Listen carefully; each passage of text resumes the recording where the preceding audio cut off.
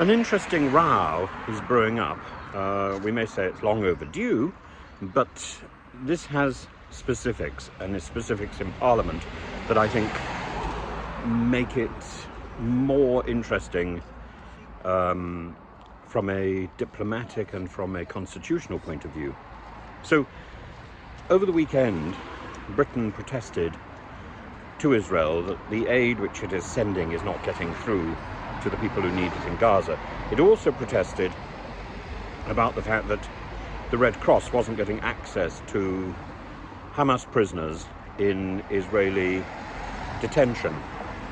Now, both of these issues are important, but an Israeli government spokesperson, Eylon Levy, went on to the media to allege that the reason for a crossing being closed on Saturday is because the UN had introduced this closure, had asked for this closure on Saturdays. Now, this is flatly contradicted by David Cameron today in a Commons committee meeting where he said this simply isn't true.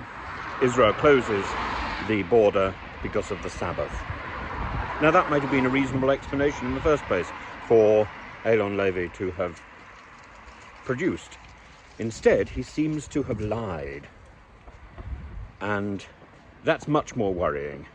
It's worrying that somebody who is speaking on behalf of the Israeli government seems to have lied in such a blatant and such a ridiculous way that can so easily be proven to be a lie. But it's even more alarming that our Foreign Secretary should have called it out in Parliament. That is astonishing. And this is the day when the Canadian Parliament is voting to suspend giving weapons to Israel, and there are noises that Britain is thinking of doing the same until proper access is given to prisoners held in Israel and proper access is given to the people of Gaza so they can receive aid. The American officials are, of course, in Israel at the moment promoting the idea of a ceasefire.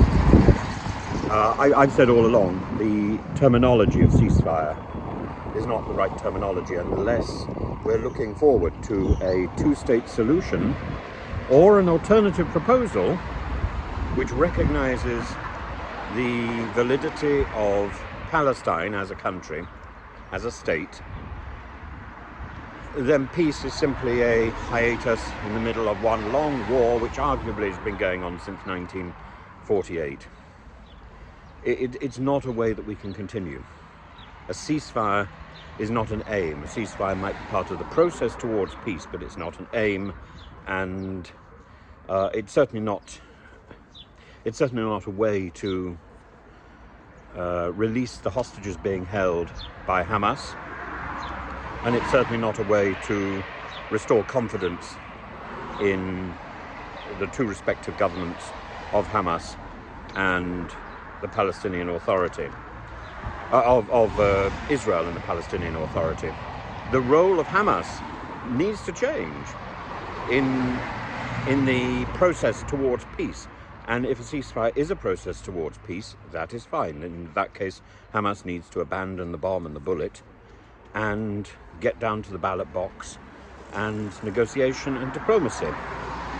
But Israel needs to lead the way. I think Israel is the dominant partner in the region, and it's important that peace is given a chance. After all, in both Israel and in the Arab neighboring states, the greeting and the goodbye, which is routine, is a salute to peace, shalom or salam. And in a country, in an area of the world, isn't it ironic where there is so little peace?